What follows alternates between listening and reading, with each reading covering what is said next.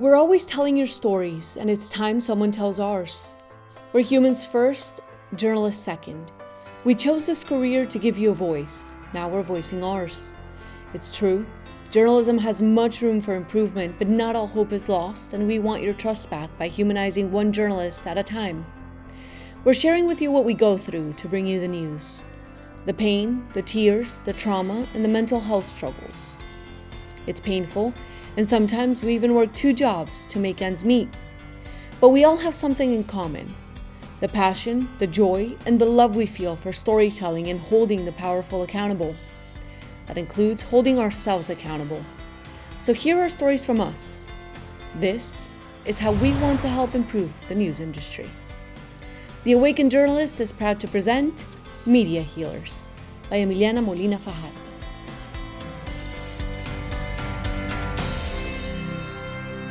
Hi everyone, thanks again for joining us in The Awakened Journalist with our special project Media Healers. Today we're going to be speaking to Jamie Ostroff. She's currently an anchor and investigative reporter in Market Size 33, and she's been in the industry for about 11 years now. She's also an Emmy Award winner, and she began her career as a journalist as a desk assistant. Then she moved up to a news writer, reporter, anchor, producer, multimedia journalist, and now she is obviously an investigative reporter. She also graduated from the University of Miami in 2018 and began her master's, she graduated from the University of Miami a while back and began her master's in legal studies in 2018. She's exposed a lot of corruption during her career in the justice system, as well as held top law enforcement and government officials accountable. And she's reported as well from the field during tornadic outbreaks and Hurricane Laura, among others. So without further ado, Jamie, welcome. Thanks again for agreeing to speak with us. Yeah, thank you for having me, and thank you for making me 9 years younger right off the bat. I know, right? I'm sorry, she graduated in 2018 from her bachelor's, that was from her master's. Awesome. Thank you again for being here. So just to start off, I guess, we'll say hi to Pipa when she comes back. She had her dog there a little bit, or she's still there? Yeah, she's just laying down. Okay, awesome. Hi, Pipa.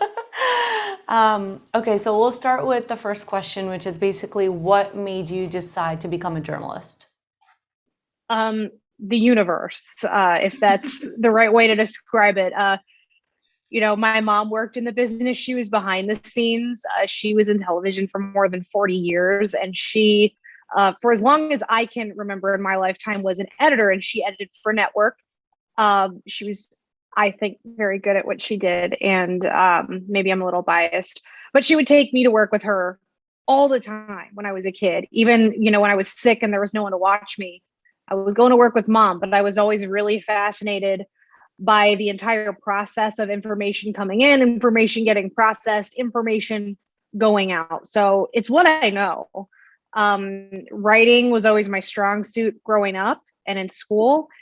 And I just find a sense of purpose in being able to learn something and bring it to everyone else in a way that is helpful. I love that. And it literally runs in your blood. Awesome. So Jamie, what has been, do you think, one of the most rewarding experiences of being a journalist? And obviously taking into account the fact that you've been able to share this whole career with your mom as well while you were growing up. Yeah, it is nice when your mom gets it. Because a lot of my colleagues, their parents don't understand why they move so much and why they put up with certain things that we put up with that a lot of folks in other careers don't have to put up with. But it's the passion that drives you. Being, like I said, being able to help someone, even if it's one person. I always say the dream is getting a law passed or getting a policy changed or affecting your community in a measurable way. When I was in Louisiana, I was able to run a story that helped get a law passed that helped judges screen juvenile suspects a little bit more compassionately so that children who need help or just a better place to go than a detention center could get that help that they needed. And it built from there. And now the state doesn't look at juvenile justice the same way and juvenile detention the same way. That was tremendously rewarding. Yeah, I mean, you were at a local news station and were able to change legislation for a whole state. That's amazing. Yeah, like I say, that's the dream. But on a more personal note, kind of on a more selfish note, one of the greatest rewards to me is just the people that you encounter along the way. I consider myself to be so blessed, having grown up in the suburbs of a major city. I went to the University of Miami, which is just in a beautiful, lush suburb of Miami. It's a private school. And then I shipped off to Idaho for my first job as an MMJ, multimedia journalist for people not in the business who are listening. And I got to learn about a culture that wasn't like the one I grew up in. I learned about agriculture. I learned about conservation, the outdoors, and I got to be around people who had similar goals and similar values, but they come from different places. They grew up differently. They express things differently. And I think it's just such a rewarding thing for anybody to come across folks who didn't grow up like they did, because I think we realize that we have more in common than not. And just to be able to learn from so many different people all across the country and even people from different countries has been so rewarding. Yeah, I totally agree, and I totally resonate with what you're saying, because you meet people that you probably would have never met if it weren't for the field, being a journalist. One of the things about being a journalist is it's not always easy. And the industry and moving around and jumping from market to market to try to have a better position, because for those people that are not in the industry, like you said, being a multimedia journalist consists of being, your own editor, writing your own story, recording your own story, and most times even recording your own stand-up. So you are normally playing the role of at least 4 different people in one day, and that could be so stressful. So what have been some of the challenges that you faced in the industry throughout your career? Yeah, first of all, I love the way that you frame that question. Coming at it from the perspective as an MMJ, you have to learn how to do everything. And it's nice to know how to do everything, but it's hard. And I, just like so many others, tend to be a bit of a perfectionist. I don't like the idea of dropping the ball or failing or knowing that I could have done something better. And, when you are driving yourself to a story following, when I started off was printed MapQuest. When you're following directions and you're trying to set things up and coordinate all these moving parts and your phone's still ringing, you're getting emails, then people are wondering why you didn't get their emails. Then you've got to set up your equipment. Then you got to make sure the audio and the video are working just so. Then you got to focus on asking the right questions and not leaving anything out, but then also keeping the interview tight enough so that you can edit it in a way that's efficient so that you could get it on the air on time. I mean, I could go on. It's really stressful. It's so hard. So I think that's where anxiety comes from, in having to do so many things and do them well. And you're never going to do it perfectly right off the bat. Actually, I don't think you're ever going to do it perfectly, because, you're always learning. You're always getting better. So yeah, definitely.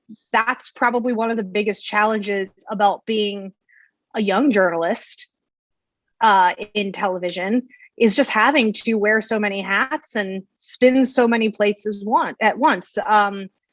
Fortunately, I don't MMJ anymore. I'm just a reporter, meaning, I make my calls, I keep my stories organized, and then someone else shoots and edits them. So that's a lot off my plate, so I can focus a little bit more on the substance of the story. Yeah, and you can get those pieces out that are going to hold government officials accountable and, bring justice to whatever kind of situation may need more information or more digging into that story and not just staying on the daily turnaround stories. Jamie, speaking a little bit about, you mentioned anxiety, like that's where the anxiety comes from doing so many jobs as a multimedia journalist. And luckily, I mean, good for you that you've been able to move up the ladder and been able to just focus on investigative reporting, because that has its own kinds of rewards with it. But what do you think, or how do you feel about your mental health in the industry? Like, what do you think you struggle with daily? Yeah, it's definitely a roller coaster. Like I said, I am always worrying about slipping. Mm-hmm. I'm always worrying about letting someone down because, we are a team. So you're working with a lot of different people. So, you got to I want to make their jobs as easy as possible, whether it's getting my script ready for the producer, so they know, roughly how long my story is going to be in their show. Writing a script that's actually, kind of soundproof, that my supervisor will sign off on, and something that's good, something that just looks great, something that's easy for my editor to work on, because sometimes investigative stories can be challenging. And I just, at the end of the day, while doing all of that, I want the story to be effective. I want people to like it. I want people to learn from it. So you're trying to please a lot of people, or at least that's how I see it. But whether it's you're an MMJ in your first job and you're just trying not to mess up, and make your deadline, or whether it's you're trying not to get your station in trouble with the mayor's office. It's just a hypothetical, an example. Like, the stakes are high in investigative journalism, because you're saying some things that a lot of people don't want you to say. And it's also, I feel like I'm rambling right now. You're good. I mean, yeah. I agree with you that you're saying a lot of things that you don't want, that other people don't want you to say. But we need investigative journalism now more than ever. And it takes a lot of courage to do that digging, because you're probably going to make a lot of people angry at you. And it's physically impossible to please everyone. So, Yeah. Oh, and I totally get a pit in my stomach if I have to call someone up or pay them a visit if they're not returning my calls, and say, hey, what do you have to say about this thing that's pretty damning about you? I mean, I don't think I'll ever get over that. So I think there's an anxiety level with any kind of high stakes story like that. But I do want to talk about kind of the climax of my anxiety, and that happened actually during a coverage of something that I'm normally pretty used to handling. So it surprised me, and it was late last summer during Hurricane Laura. okay. And what happened? What's the story behind that?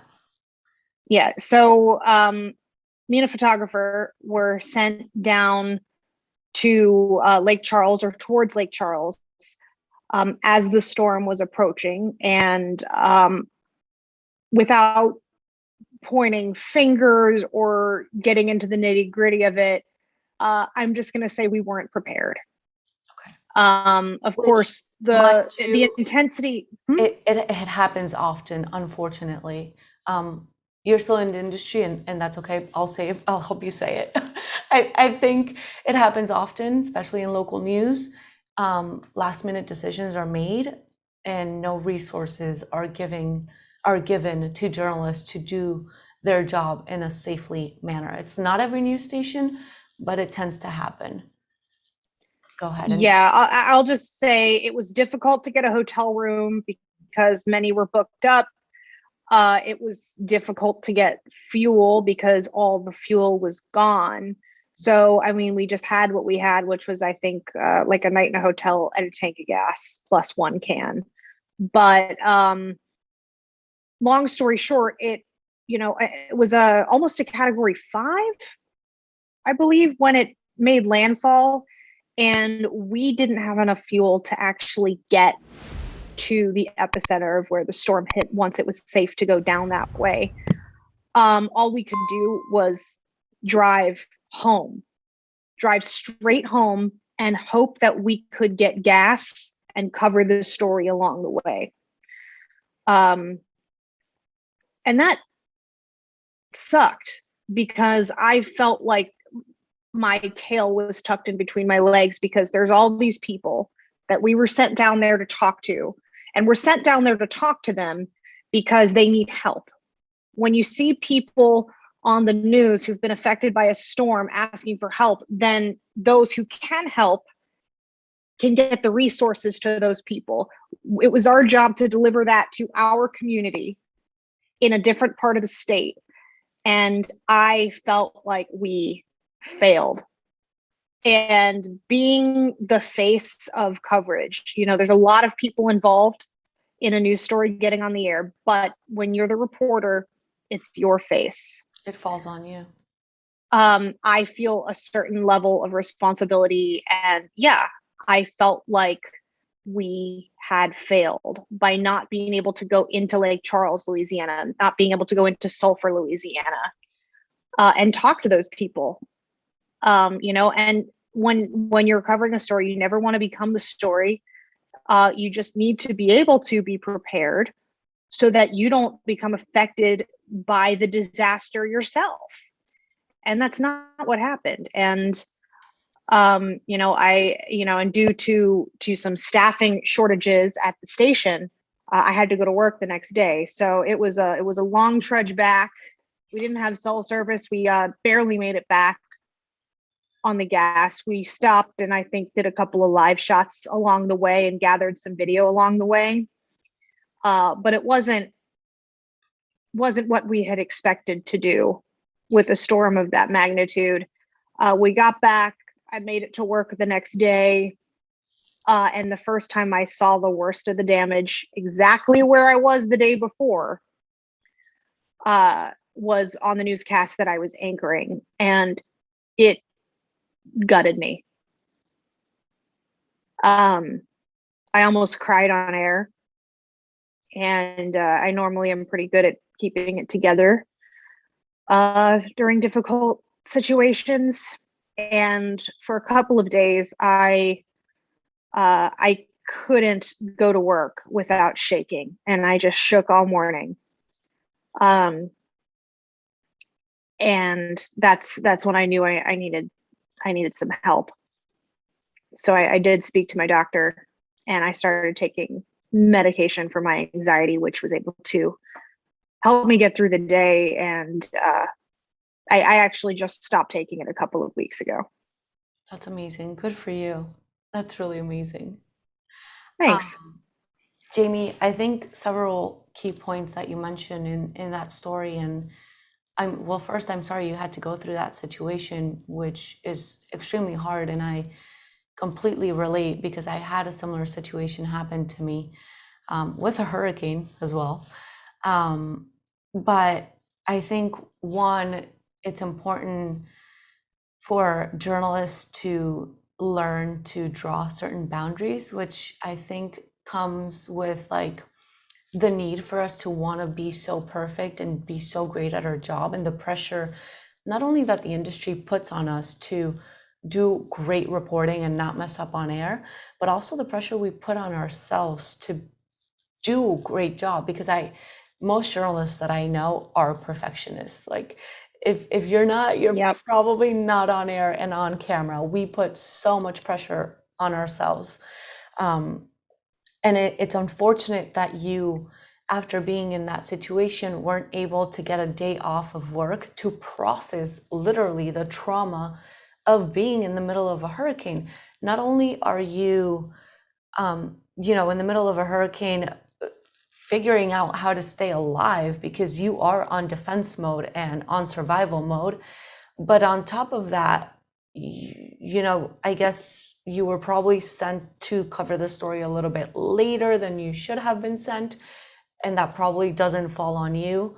But I guess it adds on to the stress of having to have the story right, having to search for facts, having to go on air looking perfectly fine.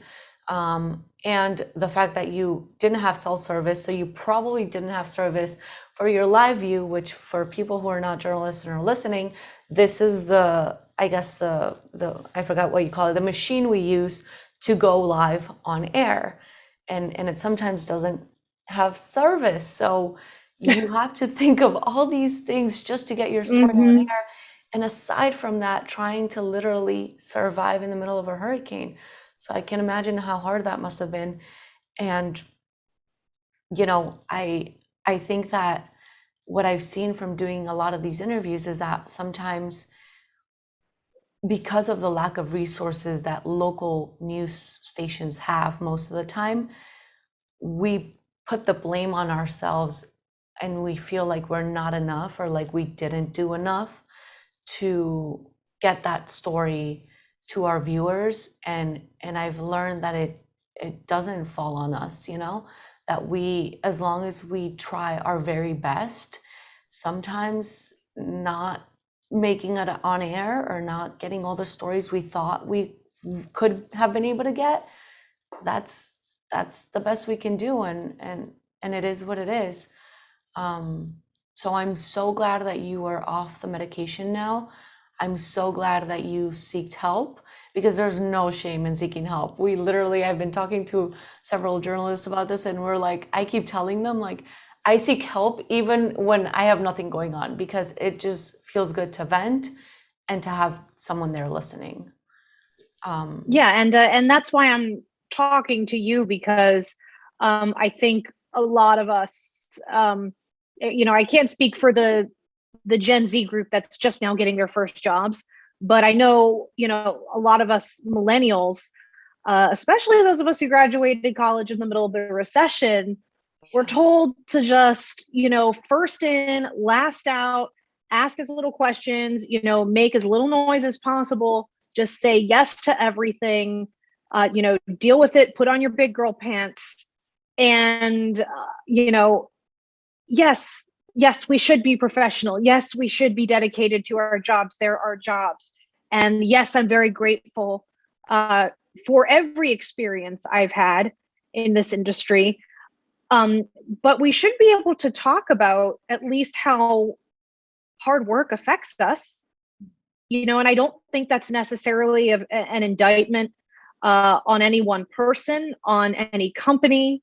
I just think it's worth talking about, because journalism is hard work. It is a skilled job with a unique set of experiences. And we need to, I think we can deal with them better if we can talk about them. I completely agree. And maybe help other journalists not feel so lonely in their journey when they're struggling with mental health or eventually physical health, because any kind of unprocessed emotion from covering traumatic events and not dealing with them, like how you had to do, going right back to work after being in the middle of a hurricane, can eventually turn into a physical health problem. And nobody wants to be in that situation. Jamie, have you, aside from obviously anxiety and dealing with certain mental health, have you seen any physical conditions in yourself, due to the stress that you face in the industry? Oh yeah, absolutely. I am still recovering from I'm not even going to call it a shoulder injury, because it was like a buildup over many years of lugging a camera and a tripod around and sitting scrunched up in the back seat of a little car, editing my stories and sending them in. So I go to physical therapy for my shoulder still. Okay. It's getting better, and it's good to learn how to stretch it out. Okay. And I think it'll get better. And before I started treating my anxiety, I actually had really bad reflux. Okay. Like, I was just eating Tums like candy. Wow. Thankfully I don't anymore. But once I started talking to people about that, and like people realized I was the source of Tums in the newsroom, I realized that's actually a pretty common issue Yeah. among a lot of us, is that we deal with reflux. Did you find out why? Like, did you find what triggered it? Um, I mean, there are definitely certain foods made it worse, but like as soon as I moved Yeah. to a different station, Mhm. I stopped having those symptoms. Okay. It's just for me, it's just needing a little bit more calm in my day. Okay, gotcha. Was the experience in certain newsrooms, I don't want to use the word toxic because I feel like that's really harsh, but was the experience in certain newsrooms maybe not as pleasant as it could have been?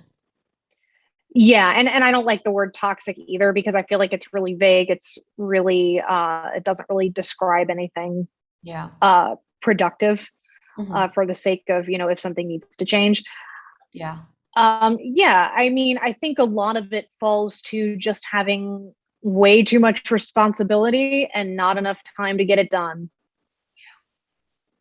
No, I agree.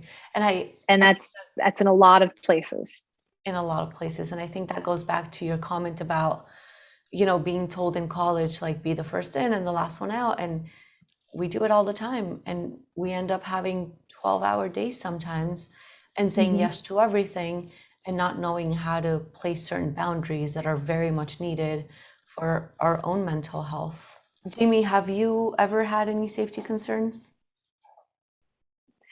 Yeah, barring the obvious of just being out in severe weather, that's always kind of scary. I've definitely had some close calls, but I'll give a nod to at least one station I worked for in Alabama, where you were either on the phone with a meteorologist or a manager at all times. They were watching the radar and guiding you to safety if you weren't able to figure that out yourself while you're driving. So I never felt too unsafe with that. I would say the biggest safety concerns I've ever experienced came early in my career when I was going out by myself as an MMJ. You know, I have worked in newsrooms that were just absolutely ruthless when it came to getting the story, no matter the cost. Mhm. Where you would have to roll up in a strange neighborhood you've never been to and knock on a door of a person you have never met and try and get them to talk to you.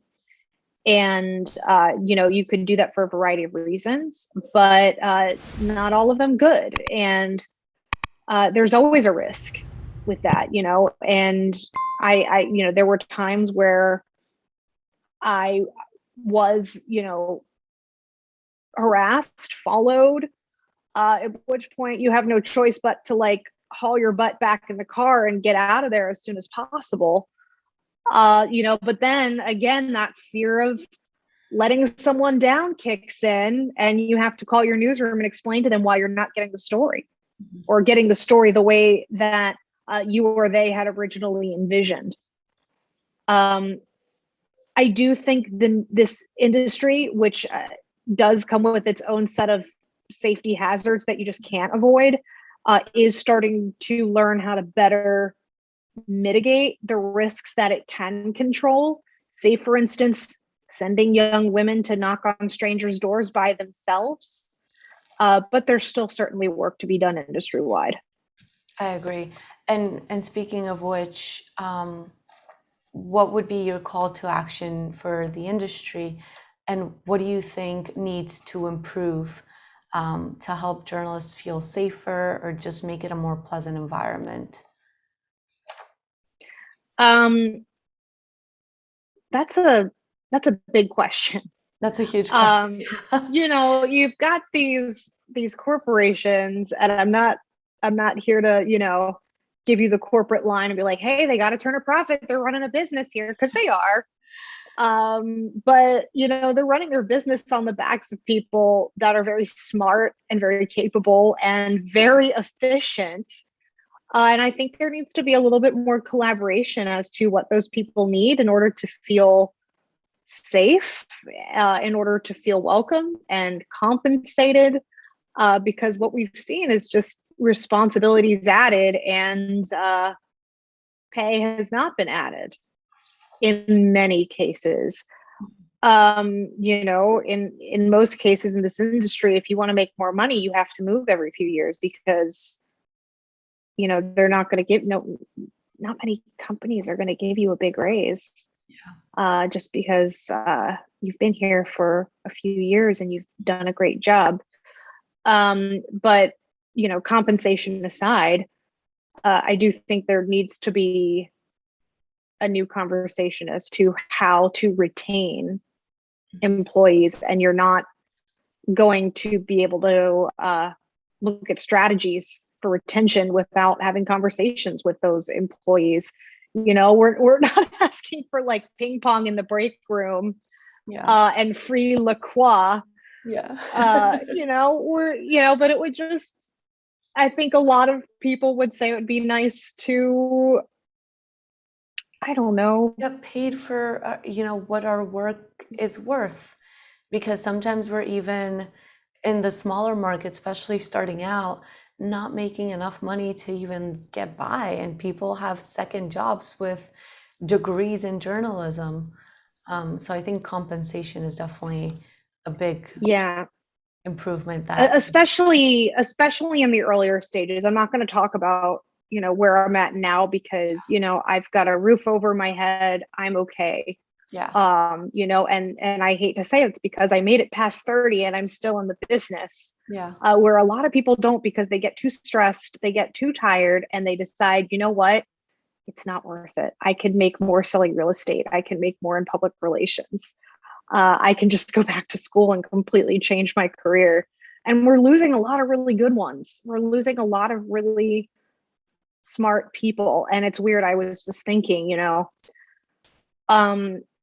there are jobs that require a certain level of skill and education and intellect, and the people in those jobs are usually compensated. And I feel like journalism kind of lags behind in compensation in those, especially in those early years, that's commensurate with the skill that's required to carry out that job capably and responsibly. In my first on-air job, I made $9.50 an hour. Wow. I think, and I was so happy in my second job to be pulling $15 an hour, which is now the minimum wage a lot of people are fighting for. And journalists should be able to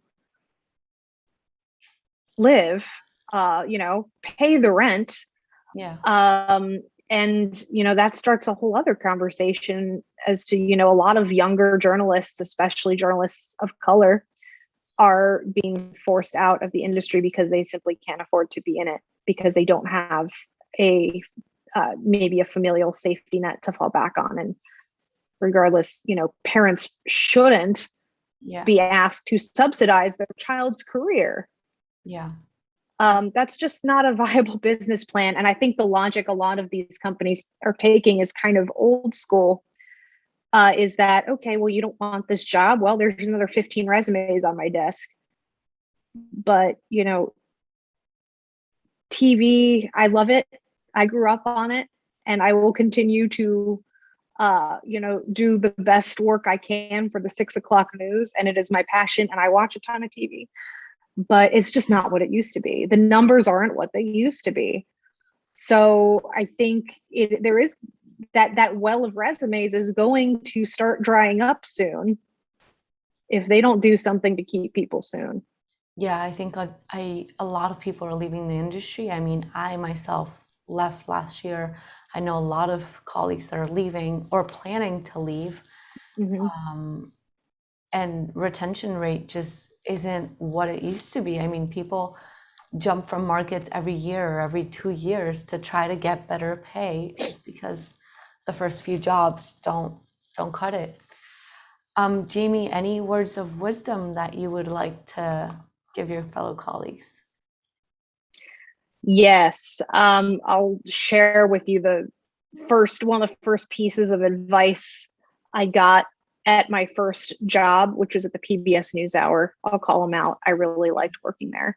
That's amazing. Um, I love yeah, there was, there's plenty of space to give shout outs to good newsrooms and good environments. So go ahead. yeah, sure. And there was a senior producer there who actually way back when it was the McNeil-Lehrer report was a secretary Mhm. for Robert McNeil, whose book my phone is propped on right now. Yeah. Um, but they used to, type the prompter copy like in a typewriter, Yeah. and it would scroll on the old school teleprompter, and he would have her type above every broadcast, like the very top of the copy, the letters DTYSFS. Those are the last letters Robert McNeil would see before he went live to the entire country. And those letters, DTYSFS, stand for don't take yourself so effing seriously. I love it. And yeah, I laughed at first. And yeah, it is kind of funny. And, but it's so true. I remember charging into my first newsroom as an MMJ, thinking I was hot stuff. I was not. I love that. And I think it was like my first week, I didn't match the plate on the bottom of my camera to the plate on the tripod. So it just, it face planted on a marble floor of a courthouse. It was very embarrassing.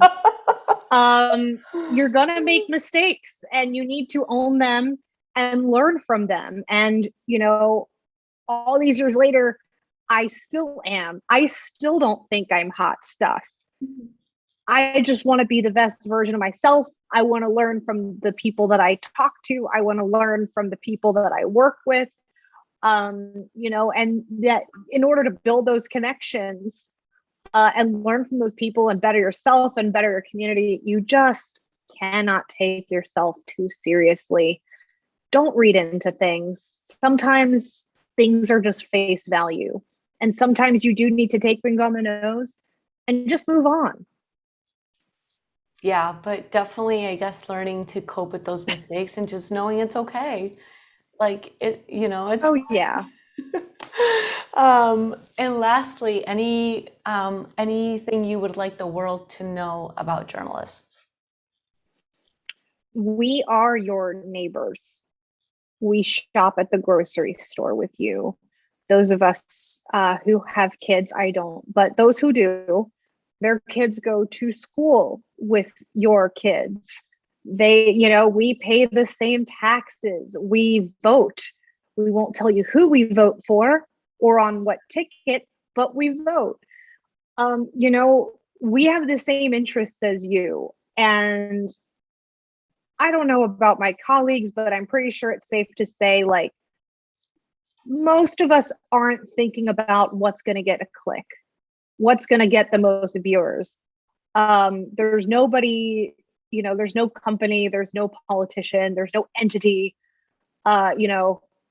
putting money in my pocket because I write something a certain way, or because I interview a certain person, or decide to cover a certain story. I do it because I live in your community and I see value in it. And I hope you do too.